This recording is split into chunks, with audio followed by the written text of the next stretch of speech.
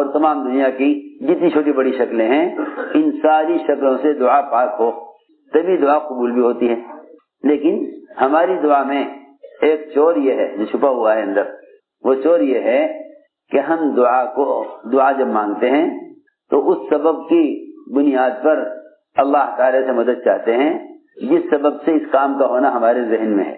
ہم یہ کہتے ہیں اے اللہ تو وزیر کے دل میں ڈال دے کہ وہ مسلمانوں کا یہ کام کر دے. اے اللہ تو صدر کے دل میں ڈال دے کہ وہ مسلمانوں کے اس مسئلے کو دیکھ لے.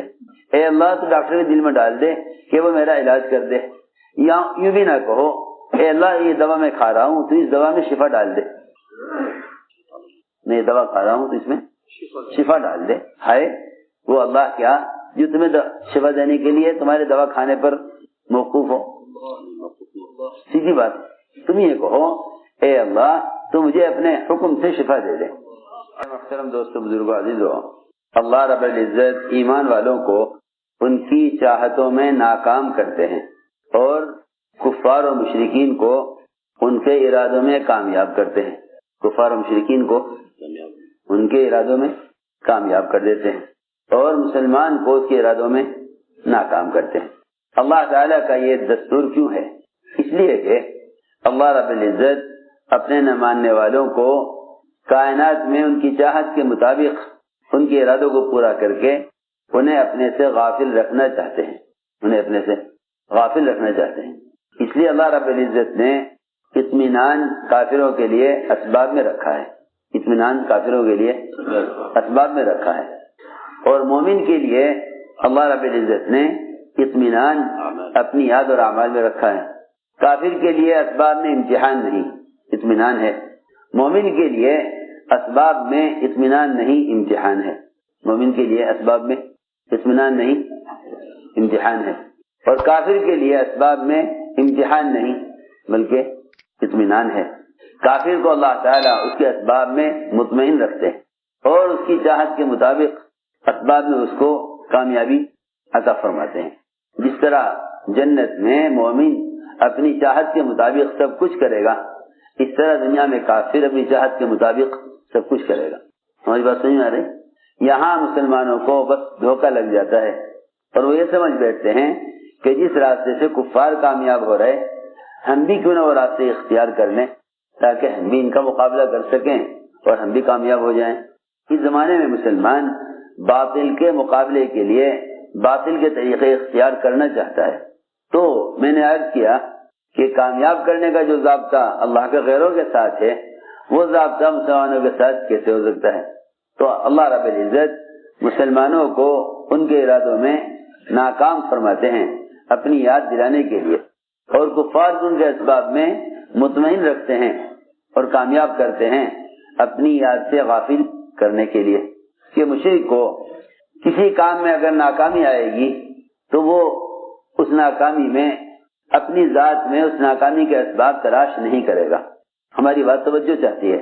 جب مشرک کسی ارادے میں ناکام ہوگا تو وہ اس ناکامی کو اپنی ذات میں تلاش نہیں کرے گا، وہ ناکامی کو اسباب میں تلاش کرے گا. یہ ناکامی اس کو مزید اسباب کے بنانے کی طرف اور مزید اسباب حاصل کرنے کی طرف متوجہ کرے گی. رہا مومن کہ اللہ رب العزت مومن کو اس کے ارادوں میں ناکام اس لیے کرتے ہیں تاکہ مومن اس ناکامی سے اپنی ذات میں ناکامی کے اسباب تلاش کرے.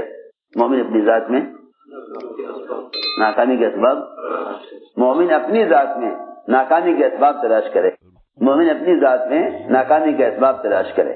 اور کافر کو اس لیے ناکام کر دیتے ہیں کبھی تاکہ وہ مزید اسباب اختیار کرے، تاکہ وہ مزید اسباب اختیار کرے.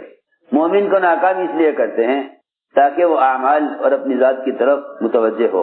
اس لیے اللہ رب العزت کا ایمان والوں کو ان کے ارادوں میں ناکام کرنا اپنی یاد دلانے کے لیے ہوتا ہے. اللہ تعالیٰ کا ایمان والوں کو ان کے ارادوں میں ناکام کرنا اپنی یاد دلانے کے لیے ہوتا ہے. حضرت علی رضی اللہ فرمایا کرتے تھے عرفت ربی بفسق العزائم، کہ ہم نے جو کچھ سوچا تھا اور جو کچھ کرنا چاہا تھا اللہ نے ہمیں اس میں ناکامی اس لیے کیا ہے تاکہ ہم اس ناکامی سے اپنے رب کو پہچانیں. مسلمان کی ناکامی اللہ کے تعارف کے لیے ہے، مسلمان کی ناکامی اللہ کے تعارف کے لیے ہے، اور مشرک کی کامیابی اللہ سے تغافل کے لیے ہے۔ اللہ اکبر۔ مومن کی ناکامی اللہ کے تعارف کے لیے ہے، اور کافر کی کامیابی اللہ سے تغافل کے لیے ہے کہ یہ اللہ تعالیٰ سے غافل رہے۔ اس لیے اللہ تعالیٰ مومن کو اس کی کوشش، اس لیے اللہ تعالیٰ کافر کو اس کی کوششوں میں کامیاب کر دیتے ہیں تاکہ یہ اللہ سے غافل رہے۔ لیکن مومن کو ناکام اس لیے کرتے ہیں تاکہ وہ اس ناکامی سے اللہ کو پہچانے، ناکامی سے اللہ کو پہچانے۔ ایسا ہی فرماتے ہیں عرفت ربی بفسق العزائم، میں نے پہچانا اپنے رب کو اپنے ارادوں میں ناکام ہو کر۔ اس لیے دوستو عزیزو، اسباب چاہے انبیاء کے ہاتھ میں ہوں، چاہے صحابہ کے ہاتھ میں ہوں، چاہے اولیاء کے ہاتھ میں ہوں، چاہے عام مسلمانوں کے ہاتھ میں ہوں، اسباب صرف امتحان کے لیے ہیں، اسباب صرف امتحان کے لیے ہیں۔ انبیاء علیہ السلام جن کو اللہ رب العزت نے اسباب راضی ہو کر دیے ہیں، انبیاء علیہ السلام جن کو اللہ نے اسباب راضی ہو کر دیے ہیں، اللہ تعالیٰ ان اسباب میں بھی یہ دیکھنا چاہتے ہیں کہ نبی ہمیں اس میں کتنا یاد رکھتے ہیں۔ سنو تو صحیح ایک بات عجیب، وحی ایک ایسی چیز ہے جو صرف نبی پر آتی ہے، جو صرف وحی ایسی چیز ہے جو صرف نبی پر آتی ہے۔ وحی ایک ایسی چیز ہے جو صرف نبی پر آتی ہے، غیر نبی پر وحی نہیں آتی۔ حضور اکرم صلی اللہ علیہ وسلم سے یہ سوال کیا گیا کہ یہ بتائیے اصحاب کہف کون تھے، ذوالقرنین کون تھے، روح کیا ہے؟ اگر آپ نے ان تین سوالوں کا جواب دے دیا تو ہم مان لیں گے کہ آپ اللہ کے نبی ہیں اور آپ پر آسمان سے وحی آتی ہے۔ ہمارے سوال کا جواب دیں۔ آپ کو اس سوال کا جواب معلوم نہیں تھا، آپ نے دل میں یہی خیال کیا کہ وحی کے ذریعے سے اللہ تعالی سے پوچھ کر بتا دوں گا۔ ارے سنو تو صحیح، بہت توجہ سے آتی ہے ہماری بات۔ میں نے عرض کیا کہ وحی ایک ایسا سلسلہ ہے جو صرف نبی کے لیے ہے۔ آسمان سے تازہ تازہ خبریں، تازہ تازہ علم آسمان سے آئے تو سوال کیا گیا اس کا جواب دیں۔ آپ کو اس کا جواب معلوم نہیں تھا، آپ نے فرمایا کہ میں اس کا جواب کل دے دوں گا، اس کا جواب کل دے دوں گا، میں اس کا جواب کل دے دوں گا، صرف اتنا فرمایا۔ اللہ کی شان، اللہ رب العزت نے 15 دن یا 1 مہینے تک وحی روک لی کہ آپ نے یہ کیوں کہا کہ میں اس کا جواب کل دوں گا، آپ نے یہ کیوں کہا میں اس کا جواب کل دوں گا، یہ کیوں نہیں کہا کہ اگر اللہ چاہے گا تو میں اس کا جواب کل دوں گا۔ آپ غور کیجئے، وحی جو ایک آسمان سے نبی پر خبر کے آنے کا ایک راستہ اور ذریعہ ہے اور یقینی ذریعہ ہے، آپ نے اس سوال کے جواب کے دینے میں اپنے ارادے کو ہمارے ارادے پر موقوف کیوں نہیں کیا؟ اللہ تعالیٰ کو یہ بات پسند نہیں کہ نبی یہ کہیں کہ میں یہ کر دوں گا۔ سوچو تو صحیح، ہم صبح سے شام تک بولتے ہیں ڈاکٹر یہ کریں گے، حکام یوں کریں گے۔ جتنا خوف امت پر طاری ہے وہ صرف اس لیے ہے کہ ہم اپنی چاہتوں کو اللہ کے غیر میں تصور کر رہے ہیں۔ سارا خوف اور ساری مایوسی اس لیے ہے کہ مسلمان اپنی چاہتوں کو اللہ کے غیر میں تلاش کر رہا ہے، اور مسلمان بجائے دعا والا بننے کے دعوے دار بن گیا ہے، بجائے دعا والا بننے کے دعوے دار بن گیا۔ دعا والا کسے کہتے ہیں؟ دعا والا اس کو کہتے ہیں جو تمام شکلوں سے، یہاں تک کہ انبیاء کی شکل سے بھی انکار کر کے یہ کہے کہ اللہ ہی میرے حاجت کو پورا کرنے والے ہیں۔ تم دعا کے دوران دعا کی قبولیت کا یقین کرو، اس کا مطلب ہی یہی ہے کہ تمہیں دعا کے دوران کسی سبب کا خیال نہ آئے، دعا کے دوران کسی سبب کا خیال نہ آئے۔ جس سبب کا بھی تم نے دعا میں خیال کر لیا، جس سبب کا بھی تم نے دعا میں، میری بات توجہ چاہتی ہے، جس سبب کا بھی تم نے دعا میں خیال کر لیا، تم نے اللہ کی قدرت کو اس سبب کا پابند کر دیا۔ دیکھو میری بات توجہ چاہتی ہے، جس سبب کا بھی تم نے دعا میں خیال کر لیا، تم نے اللہ کی قدرت کو اس سبب کا پابند کر دیا۔ اے اللہ اس شکل سے تو یہ کر دے، اس شکل سے تو یہ کر دے۔ دیکھو تو صحیح، جو آدمی اللہ تعالیٰ کی قدرت کو جو مطلق ہے اس کو مقید کر دے سبب کے ساتھ، تو وہ اللہ تعالیٰ سے فائدہ کیسے اٹھا سکتا ہے؟ کیونکہ اللہ کی ذات عالی سے فائدہ اٹھانے کے لیے اس کے ماں سوا کا یقین دل سے نکلنا شرط ہے، اور اس کے ماں سوا کی امید بھی دل سے نکلنا شرط ہے۔ مولانا فرماتے تھے اللہ کی ذات عالی سے فائدہ اٹھانے کے لیے کائنات کی ہر شکل کا یقین نکلنا شرط ہے۔ یہ بھی نہیں کہہ سکتے کہ اللہ فلاں فرشتے کے ذریعے سے مدد کر دے، اس لیے کہ دعا کا شکل کے ساتھ کوئی جوڑ نہیں ہے۔ دعا کا شکل کے ساتھ، میری بات بہت توجہ چاہتی ہے، دعا کا شکل کے ساتھ کوئی جوڑ نہیں ہے، دعا کا شکل کے ساتھ کوئی تعلق نہیں ہے۔ دعا ہی جب ہے جب دعا ملائکہ کی شکل سے لے کر کائنات کی مادی شکلوں تک، ان تمام شکلوں سے دعا پاک ہو۔ ہماری بات سمجھ میں آ رہی؟ دعا جب ہے جب دعا کائنات کی تمام شکلوں سے، ملائکہ سے لے کر دنیا کے تمام مادی اسباب، تمام دنیا کے عہدیدار، تمام دنیا کے وزراء اور تمام دنیا کی جتنی چھوٹی بڑی شکلیں ہیں، ان ساری شکلوں سے دعا پاک ہو، تبھی دعا قبول بھی ہوتی ہے۔ لیکن ہماری دعا میں ایک چور یہ ہے جو چھپا ہوا ہے اندر، وہ چور یہ ہے کہ ہم دعا جب مانگتے ہیں تو اس سبب کی بنیاد پر اللہ تعالی سے مدد چاہتے ہیں جس سبب سے اس کام کا ہونا ہمارے ذہن میں ہے۔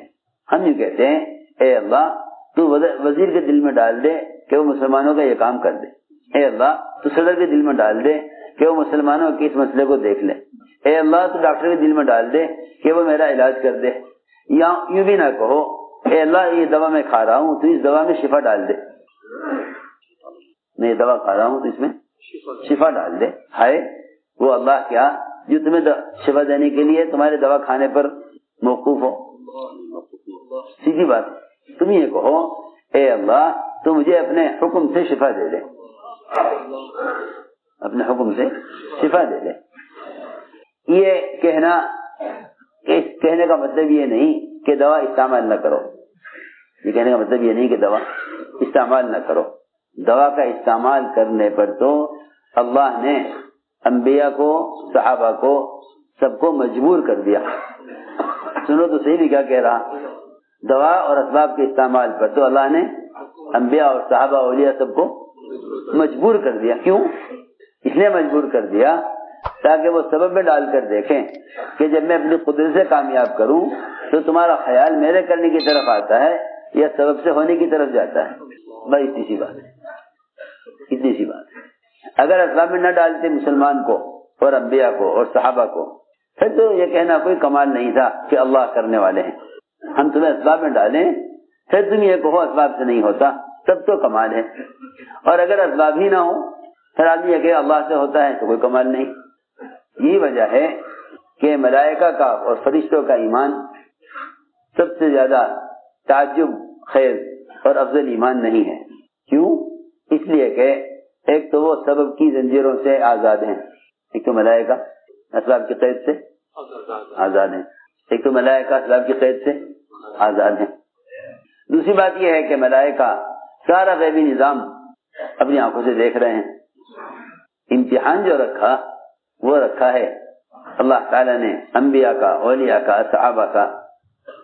میں عرض کر رہا تھا کہ جب مسلمان دعا کرے، دعا میں اللہ تعالیٰ سے حفاظت کو بھی کسی سبب کے ذریعے سے نہ مانگے، بلکہ مسلم دعا ہے اللہم اکفناہم بما شئت، اللہم اکفناہم بما شئت، اے اللہ تو جس طرح چاہے حفاظت کر۔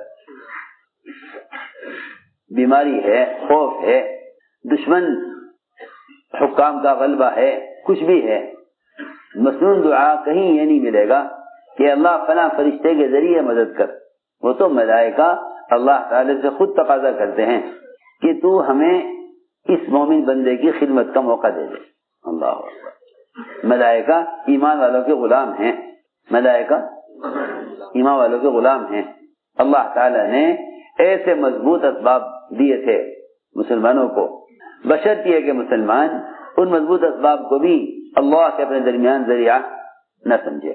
یوں نہ کہو فرشتے کے ذریعے مدد کر دے، یوں کہو اے اللہ تو براہ راست مدد کر۔ اللہ کو اختیار ہے کہ وہ تمہاری مدد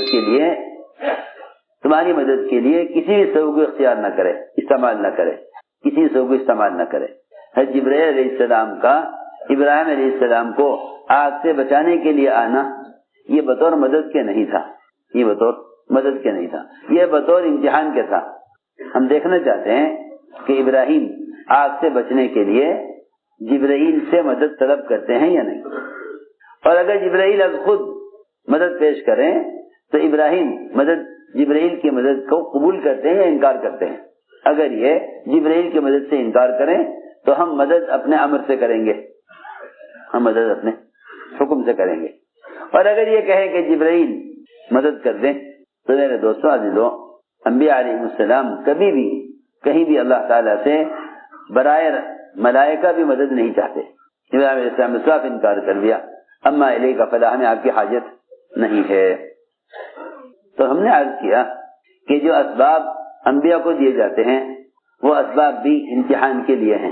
ہم دیکھنا چاہتے ہیں کہ تم اس سبب میں ہمیں کتنا یاد رکھتے ہو، سبب میں ہمیں کتنا یاد رکھتے ہو، کیونکہ اسباب دو قسم کے ہیں، اسباب دو قسم کے ہیں، ایک اسباب زینت ہیں، ایک اسباب زینت ہیں، ایک اسباب تجارت ہیں۔ اسباب زینت اور اسباب تجارت دو قسم کے اسباب ہیں دنیا میں۔ اسباب زینت اور اسباب تجارت دو قسم کے اسباب ہیں۔ دونوں اسباب میں اللہ رب العزت نے انبیاء اور صحابہ کو آزمایا ہے۔ اسباب زینت، اسباب تجارت، یعنی وہ اسباب جو انسان استعمال کرتا ہے فخر و زینت کے لیے، یا وہ اسباب جو انسان استعمال کرتا ہے اپنی معاش اور ضرورت کے لیے، دو قسم کے اسباب ہیں، ایک اسباب معاش ہے، ایک اسباب زینت ہیں۔ سلیمان علیہ السلام کو اللہ رب العزت نے اسباب میں آزمایا، صحابہ کو بھی اللہ تعالی نے اسباب معاش میں آزمایا، اسباب زینت میں بھی آزمایا، اسباب زینت میں بھی اللہ نے آزمایا کہ ہم انہیں اسباب زینت دے کر دیکھتے ہیں یہ ہمیں کتنا یاد رکھتے ہیں۔ ایسے گھوڑے جو ہوا میں اڑتے تھے، پانی میں تیرتے تھے اور راستوں پر دوڑتے تھے، ایسے قوی گھوڑے جو سواری کو لے کر ہوا میں ایسے اڑ جائیں، سلیمان علیہ السلام ان گھوڑوں پر ہاتھ پھیر رہے تھے اور ان کی خوبصورتی اور ان کا یہ کمال دیکھ رہے تھے۔ اس لیے فرمایا کہ کسی بھی چیز کو اگر دیکھو تو اللہ کی یاد کے بغیر دیکھنا نقصان ہے، اللہ کی یاد کے بغیر دیکھنے میں نقصان ہے۔ اگر کسی بھی چیز کو دیکھو اور اللہ کے تصور کے بغیر دیکھو تو وہی چیز اللہ کی یاد سے غافل کر دے گی۔ جتنا مسلمان غافل ہے نا اعمال سے، فرائض سے، اللہ کی یاد سے، وہ صرف دنیا کی زینت کی وجہ سے غافل ہے۔ اسی اللہ نے فرمایا کہ ہم نے دنیا کو مزین کیا ہی اس لیے ہے تاکہ ہم دیکھیں تمہیں اچھا عمل کس کا ہے۔ انا جعلنا ما علی الارض زینۃ لها لنبلوہم ایہم احسن عملا، ہم دیکھنا چاہتے ہیں تمہیں اچھا عمل کس کا ہے۔ سلیمان علیہ السلام ان گھوڑوں کے دیکھنے میں مشغول ہو گئے اور اتنا دیکھ کر تعجب کر رہے تھے، اس میں سورج غروب ہو گیا اور عصر کی نماز قضا ہو گئی۔ اسباب زینت اس امتحان کے لیے ہیں کہ تم ہمیں کتنا یاد رکھتے ہو۔ سورج غروب ہو گیا، عصر کی نماز قضا ہو گئی، مگر انہیں عصر کی نماز کے قضا ہونے کا اتنا غم تھا کہ انہوں نے سب سے پہلے اس چیز کو ختم کیا، اس چیز کو پہلے ختم کیا جس چیز نے عصر کی نماز سے غافل کیا۔ اور سوچو تو صحیح، میں کچھ کہنا چاہتا ہوں، ہمارا سب کا حال یہ ہے کہ جن اسباب کی وجہ سے اعمال ضائع ہوتے ہیں ہم ان اسباب کو اور بڑھاتے ہیں، ان اسباب کو اور بڑھاتے ہیں۔ سلیمان علیہ السلام نے پہلا کام یہ کیا کہ جس سبب نے عمل سے غافل کیا پہلے اس سبب کو ختم کیا، پہلے اس سبب کو ہٹاؤ۔ جس سبب نے نماز بھلا دی، لے کر تلوار سارے گھوڑے کاٹ ڈالے اور اس کی ایک نسل بھی اور ایک اس نے کا ایک بھی باقی نہ چھوڑا کہ اگر یہ باقی رہ گیا تو اس کی نسل آگے بڑھے گی، اس کی نسل آگے بڑھے گی، سب کو کاٹ دیا۔ حالانکہ بہت نادر و نایاب گھوڑے تھے، سب کو کاٹ ڈالا۔ اس کاٹنے پر ہی اللہ تعالی نے سورج کو واپس نکال دیا کہ بھائی سورج واپس لاؤ، میرے بندے سلیمان کو اثر پڑنی ہے۔ سوچو، ہم ایک سبب کے لیے ایک عمل کو ضائع کریں گے، پھر اللہ تعالیٰ اس سبب کو ضائع کریں گے تو اگلا سبب دو اعمال ضائع کرائے گا۔ وہ یوں کہیں گے کہ فلاں سبب کی کمی سے ناکامی ہوئی ہے لہذا ایک سبب نہیں 4 سبب لاؤ، پھر کامیابی ہو جائے گی۔ جس سبب کے لیے عمل کو ضائع کرتے رہو گے اللہ رب العزت مزید اسباب میں مسلمان کو الجھا دیں گے، مسلمان کو مزید اسباب میں الجھا دیں گے۔ ہم نے عرض کیا کہ ایک امتحان تو یہ کہ گھوڑے دیکھنے میں مشغول ہوئے، اثر قضا ہو گئی۔ ادھر صحابی باغ معاش کے لیے ہے، میں نے عرض کیا تھا کہ 2 قسم کے اسباب ہوتے ہیں، ایک اسباب زینت، ایک اسباب معاش۔ اسباب معاش میں عام طور سے انصار کاشتکار تھے، عام طور سے انصار کاشتکار تھے، باغ میں نفلیں پڑھ رہے تھے، اور ظاہر بات ہے کہ صحابی باغ میں نفلیں ہی پڑھ سکتے ہیں۔ وہ تو جانتے تھے کہ فرض نماز مسجد میں ادا نہ کرنا یہ سخت وعید اور بڑی محرومی کی بات ہے۔ نفل نماز میں اچانک نظر پڑی، ایک انگور کے خوشے سے ایک پرندہ انگور کھا رہا تھا۔ اس پرندے کی خوبصورتی اور اس کا انگور کے خوشے سے لٹک کر انگور کھانا وہ ایسا اچھا لگا، لوگ یہ کہہ کر مناظر دیکھتے ہیں کہ دیکھو یہ اللہ کی قدرت، اللہ کی قدرت، ہاں کہ اللہ تعالیٰ کی قدرت اللہ کو یاد رکھنے کے لیے ہے، اللہ کو یاد رکھنے کے لیے ہے۔ جو اللہ کی قدرت کو دیکھ کر اللہ کو بھول جاوے، تو اللہ کی قدرت کو دیکھ کر اللہ کو بھول جاوے کہ اس کا اللہ کی قدرت کا دیکھنا مفید نہیں ہے۔ اللہ کی قدرت کا دیکھنا تو اسی کے لیے مفید ہے جو اللہ کی قدرت کو دیکھ کر اللہ کو یاد کرے۔ چنانچہ یاد نہ رہا کہ کون سی رکعت ہے، حالانکہ نفل نماز تھی، حالانکہ نفل نماز ہے، لیکن یاد نہ رہا کہ کون سی رکعت ہے، یہ نہیں یاد رہا کون سی رکعت ہے۔ صرف نفل نماز میں خلل پیدا ہونے کی وجہ سے پورا باغ جس پر گزارا تھا جو معاش کے لیے تھا، جس پر گزارا تھا جو معاش کے لیے تھا، جو آمدنی کا واحد ذریعہ تھا، وہ پورا باغ 50,000 کا فوراً چھوڑ دیا، اور یہ کہا کہ جو سبب اللہ کی یاد سے غافل کرے وہ سبب اختیار کرنے کے قابل نہیں ہے۔ 50,000 کا باغ اسی وقت صدقہ کر دیا کہ میرے اور میرے رب کے درمیان ایک ہی تو واسطہ ہے، میرے رب کے درمیان ایک ہی تو واسطہ ہے، قرب کا، نماز۔ اس لیے کہ نماز کو مومن کی معراج کہا ہے، نماز کو مومن کی معراج کہا۔ کیوں کہا معراج؟ صلاۃ معراج مومن، لماذا؟ کیا وجہ ہے نماز کو مومن کی معراج کہنے کا؟ پہلے یہ غور کر لو کہ معراج میں کیا کیا ہے، معراج میں کیا کیا ہے۔ 3 چیزیں ہیں معراج میں، 3 چیزیں معراج میں ہیں، قرب، تکلم اور رؤیت، قرب اور تکلم اور رؤیت، یہ 3 چیزیں معراج میں ہیں۔ 3 چیزیں معراج میں ہیں، تکلم، قرب اور رؤیت، 3 چیزیں معراج میں ہیں۔ قاب قوسین او ادنی، اتنا تو قرب، اور تکلم اللہ سے باتیں ہوئیں، اور رؤیت اللہ کا دیدار، اللہ کا دیدار، اللہ اکبر۔ جو 3 چیزیں اللہ نے نبی کو معراج میں دی، وہ 3 چیزیں اللہ تعالیٰ نے ہر ایمان والے کو دے دی۔ جو 3 چیزیں اللہ نے محمد صلی اللہ علیہ وسلم کو معراج میں دی، وہ 3 چیزیں اللہ نے ہر مومن کو ہر نماز میں دے دی، ہر مومن کو ہر نماز میں، ہر مومن کو، ہر مومن کو اللہ نے نماز میں وہ تینوں چیزیں دی ہوئی ہیں جو 3 چیزیں اللہ نے نبی کو معراج میں دی۔ لیکن چونکہ نماز اس رخ پر ہے نہیں، اس لیے یہ 3 چیزیں نظر نہیں آتی، ورنہ سیدھی بات ہے کہ نماز پڑھنے والا اللہ سے چپ کے باتیں کر رہا، اوحا الی عبدی ما اوحا، وہاں تو کوئی ہے نہیں سننے والا، اور چپ کے میرے رب سے باتیں کر رہا، اس میں تو تکلم آ گیا، اللہ سے باتیں۔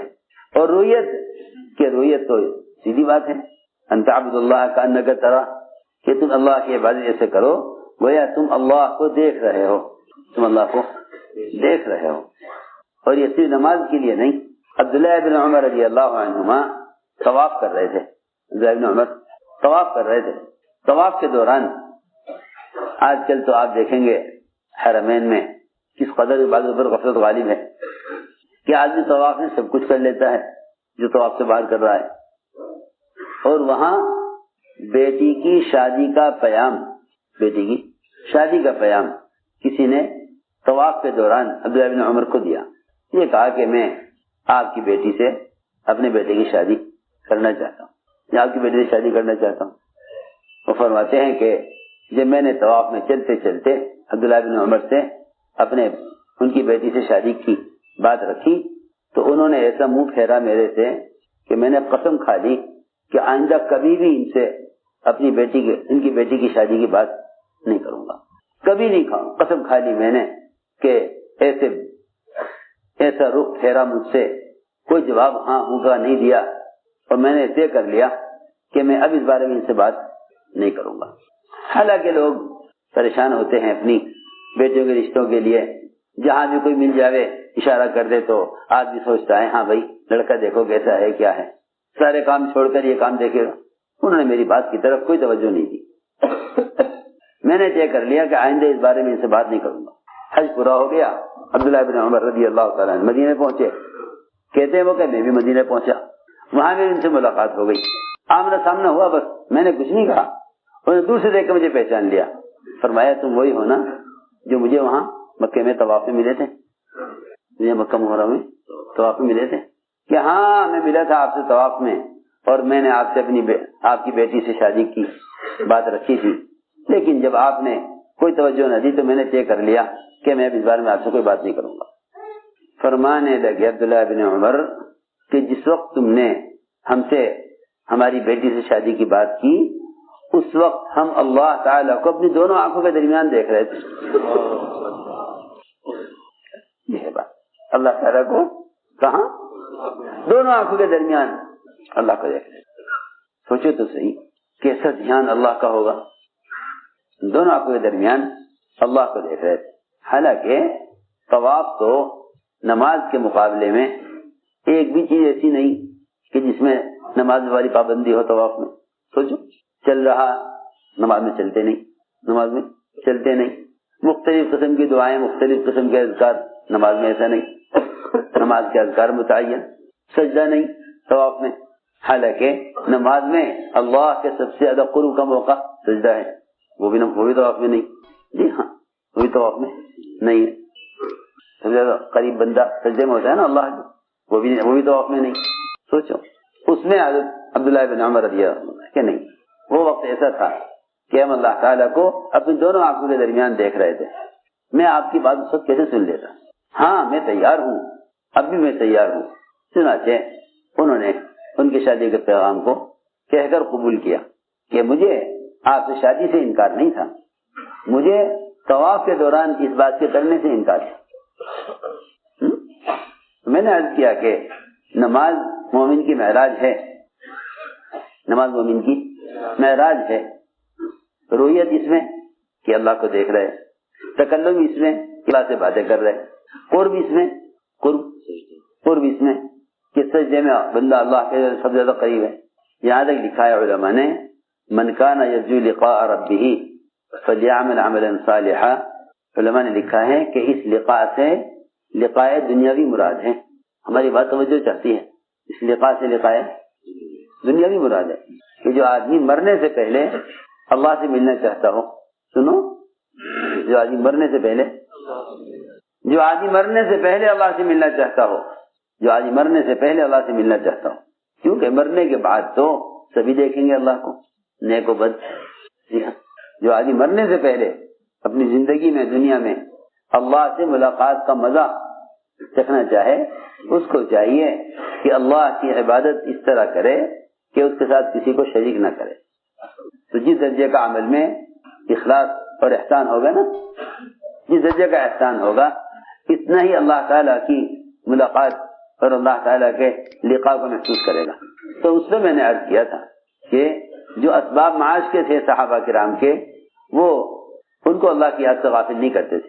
اور اگر نفل میں بھی پرندے کے انگور کھانے کا منظر ایسا اچھا لگے کہ اس سے دیکھتے ہی نماز رکعتیں بھول جائیں, حالانکہ ظن غالب پر عمل کر لیتے کہ بھئی اگر 3 رکعت کا گمان ہے تو 1 رکعت اور پڑھ لیتے, 4 رکعت کا گمان ہے تو سلام پھیر دیتے. کہتے ہیں کہ بھئی جس طرف آدمی کا نماز پڑھنے والے کا گمان غالب ہے اس طرح عمل کر دیں. جن کے لیے نفل نماز میں خلل باغ کو چھڑوا دے, ان کے فرائض کا کیا حال ہوتا ہوگا, ان کے فرائض کا کیا معیار ہوگا. جو نفل کے لیے باغ کو چھوڑ دیں، جو نفل کے لیے باغ کو چھوڑ دیں، ان کے فرائض کا مقام، ان کے فرائض کی کیفیت کیا ہوتی ہوگی؟ ہم نے عرض کیا کہ اسباب دو لائن کے ہیں، اسباب زینت اور اسباب معاش۔ اسباب معاش دونوں میں امتحان ہے۔ پھر ایک قسم وہ بھی ہے مسلمانوں کی جو یہ سمجھتے ہیں کہ اگر ہم نے اپنے اسباب کو خیر کے کام میں استعمال کیا، اگر ہم نے اسباب کو خیر کے کام میں استعمال کیا پھر تو اللہ کی مدد یقیناً ہوگی۔ حالانکہ ایسا نہیں ہے۔ اگر آپ نے اپنے اسباب کو خیر کے کام میں استعمال کیا تب بھی اللہ چاہیں گے تو کامیاب کریں گے۔ سلیمان علیہ السلام نے تیسرے درجے میں یہ کام کیا کہ بھئی اللہ تعالیٰ نے قوت دی ہے، استعداد دی ہے، بیویاں دی ہیں، کیوں نہ ہم اپنی اولاد میں سے اللہ کے دین کے مجاہد تیار کریں، کیوں نہ اپنی اولاد میں سے اللہ کے دین کے مجاہد تیار کریں۔ سلیمان علیہ السلام نے اس خیر کے ارادے پر اپنی اولاد میں سے 100 مجاہد گھڑ سوار اللہ کے دین کی محنت کے لیے تیار کرنے کے لیے 100 بیویوں سے صحبت کی۔ 100 بیویوں سے، ہر بیوی سے ایک مجاہد چاہیے۔ یہاں تو اس زمانے میں لوگ تمنا کرتے ہیں اتنی بڑی تجارت ہے، اتنا بڑا زمیندارہ ہے، لیکن کیا کروں، اولاد نہیں۔ علاج، معالجے، کوششیں، دعائیں، لوگ کیا کیا جتن کرتے ہیں اولاد کے لیے۔ انبیاء علیہ السلام بھی اولاد چاہتے ہیں، لیکن نبیوں کا اولاد چاہنا اس امانت کی حفاظت کے لیے ہوتا ہے جو امانت اللہ کے یہاں سے لے کر آئے، جو امانت اللہ کے یہاں سے لے کر آئے۔ انی خفت الموالیہ من ورائی، مجھے اندیشہ ہے کہ میرے غلام اور غیر متعلق لوگ وہ کئی امانت کو ضائع نہ کر دیں، تو مجھے اولاد دے جو میرے بعد اس امانت کو سنبھالے۔ اس لیے میں نے عرض کیا کہ لوگ تو سبب اختیار کر کے اللہ سے کہتے ہیں کہ اس سبب میں تو کامیابی ڈال دے۔ لوگ تو سبب اختیار کر کے کہتے ہیں اے اللہ اس سبب میں کامیابی ڈال دے۔ اور زکریا علیہ السلام نے اللہ سے کہہ کر اولاد مانگی کہ کوئی سبب اولاد کے ہونے کا میرے پاس نہیں ہے اور تجھے سبب کی ضرورت نہیں ہے، میں تجھ سے اولاد چاہتا ہوں اسباب اولاد کے بالکل ختم ہو جانے کے بعد، اسباب اولاد کے بالکل ختم ہو جانے کے بعد میں تجھ سے اولاد چاہتا ہوں، کیونکہ مجھے یقین ہے کہ میں کبھی بھی تجھ سے مانگ کر ناکام نہیں ہوا۔ مجھے کامیاب ہونے کے لیے سبب کی ضرورت نہیں ہے، مجھے کامیاب ہونے کے لیے تیرے امر کی ضرورت ہے۔ یہ ہے بات۔ اللہ تعالی کے سامنے سبب نہیں پیش کر رہے بلکہ جو اسباب اولاد ہیں ان اسباب کا ناکارہ ہونا پیش کر رہے۔ ان اسباب کا سنو میں کیا کہہ رہا، اللہ کے سامنے سبب نہیں پیش کر رہے بلکہ جو اسباب اولاد ہیں ان اسباب کا ناکارہ ہونا اور ان اسباب کا ختم ہو جانا اللہ کے سامنے پیش کر رہے۔ اپنا بڑھاپا، اپنی بیوی کا بڑھاپا دونوں پیش کر دیے۔ ان کی عمر 120 سال کی تھی، زکریا علیہ السلام کی عمر 120 سال، بیوی کی عمر 90 سال، ہڈیاں کھل چکی ہیں اور بیوی میری بانجھ ہو چکی ہے، اس سے اولاد کے ہونے کی کوئی امید نہیں ہے۔ سبب سے نا امیدی اور سبب سے نا امیدی اور اللہ کی ذات سے امید، اور یہ کہہ کر کہ میں کبھی تجھ سے مانگ کر نامراد نہیں ہوا۔ اللہ تعالیٰ نے زکریا علیہ السلام کو 120 سال کی عمر میں 90 سال کی بیوی کے ذریعے اولاد دے دی۔ ادھر تک سلیمان علیہ السلام کہ جب اللہ نے اتنی قوت طاقت دی ہے اور اللہ نے اعلیٰ نسل کی خوب بچے جننے والی بیویاں دی ہیں، تو کیوں نہ ان بیویوں کے ذریعے اللہ کے راستے کے مجاہد تیار کیے جائیں۔ اس خیال سے 100 بیویوں صحبت کی، 100 میں سے ایک بیوی کو حمل ٹھہرا، 99 کو حمل نہیں ٹھہرا، ایک کو حمل ٹھہرا، وہ حمل بھی وقت سے پہلے ضائع ہو گیا، وہ حمل بھی وقت سے پہلے ضائع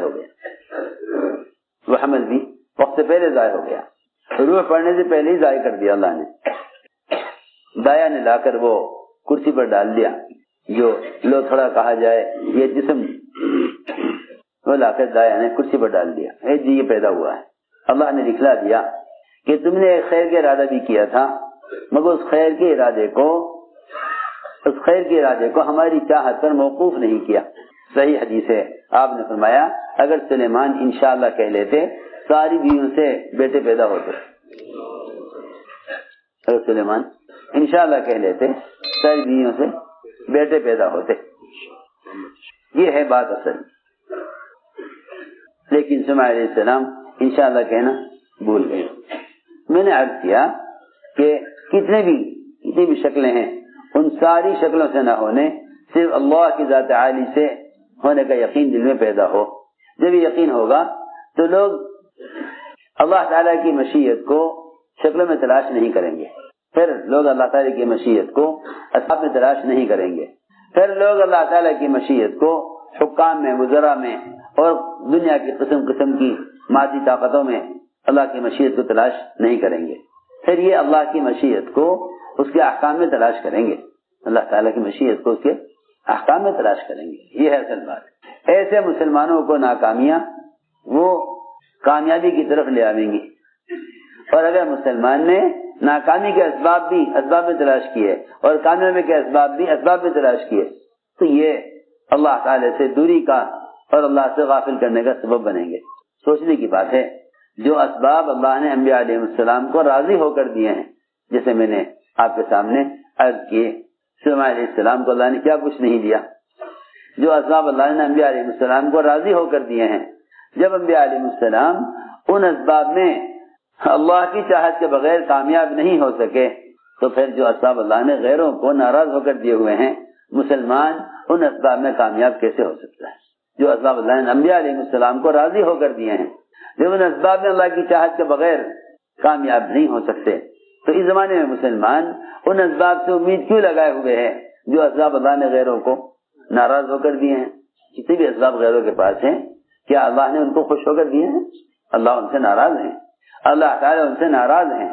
دیکھو تو صحیح، اللہ تعالیٰ نے کفار اور مشرکین کو جو اسباب دیے ہیں اللہ نے انہیں ناراض ہو کر دیے ہیں، مگر زمانے کا مسلمان ان اسباب کی حاصل کرنے کی تمنا کرتا ہے اور ان سے ان اسباب کو طلب کرتا ہے جو اسباب اللہ نے غیروں کو ناراض ہو کر دیے ہیں. یہ کیسے ممکن ہے کہ جس سبب سے اللہ غیروں کو ناکام کر رہے اس سبب سے اللہ مسلمانوں کو کامیاب کر دیں؟ یہ کیسے ممکن ہے؟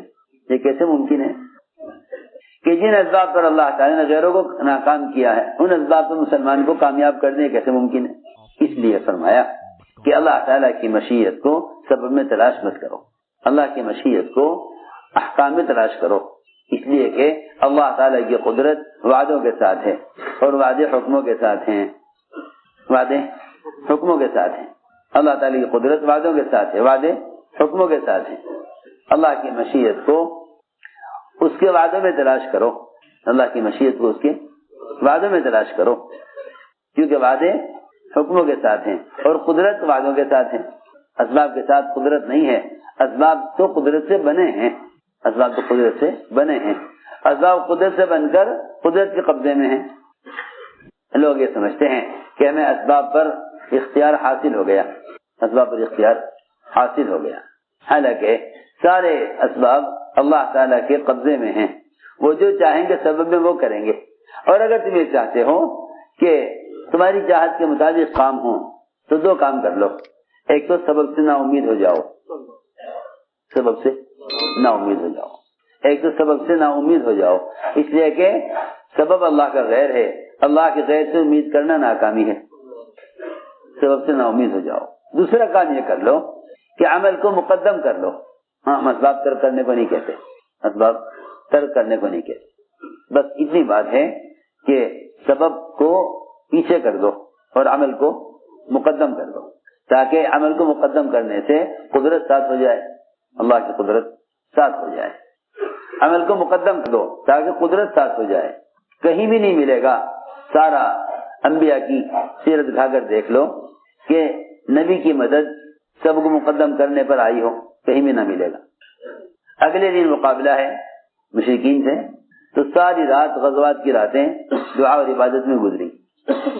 ہتھیار کم، کھانا کو کم، دشمنی کی کثرت زیادہ، مسلمانوں کی تعداد کم. دیکھو غزوات کی راتیں. عبادت کے دن کی رات تو آرام میں گزری. مزدلفہ کی رات جو سب سے شب قدر سے بھی افضل ہے، وہ مزدلفہ کی رات آرام میں گزری. اس میں قیام ثابت نہیں. اور جو غزوات کی راتیں ہیں اس میں آرام ثابت نہیں. پھر غزوات مستراح ابھی مزدلفہ کی رات میں قیام ثابت نہیں، مزدلفہ کی رات میں قیام ثابت نہیں، تہجد، اور غزوات کی راتوں میں آرام ثابت نہیں، کہ ساری رات سجدے میں پڑھ کر آپ نے اگلے دن کی کامیابی کو اللہ تعالی سے طے کرایا۔ ہماری بس ناکامی کا سبب یہ ہے کہ ہم پہلے اسباب تیار کرتے ہیں، پھر ان اسباب کو اللہ کے سامنے پیش کرتے ہیں، پھر ان اسباب کو آگے بڑھا کر اللہ کی طرف، پھر ہم ان اسباب میں کامیابی کے لیے عمل کرتے ہیں۔ یہ میری بات توجہ چاہتی ہے۔ مسلمان پہلے سبب بناتا ہے، پھر اس سبب کی کامیابی کے لیے عمل کرتا ہے۔ پہلے مسلمان سبب بناتا ہے، پھر اس اسباب میں کامیابی کے لیے عمل کرتا ہے۔ یہی وجہ ہے کہ لوگ اسباب بنانے کے بعد پوچھتے ہیں کہ جی اس میں کامیابی کے لیے دعا کر دو۔